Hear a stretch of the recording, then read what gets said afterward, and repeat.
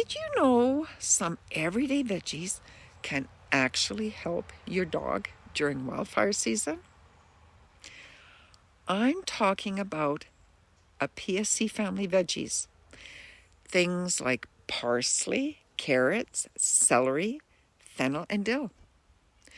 When smoke is in the air, your dog's body is under extra stress from all those free radicals and toxins.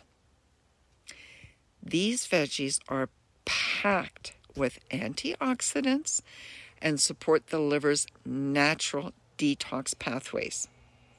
They also help with inflammation and even provide a little extra hydration.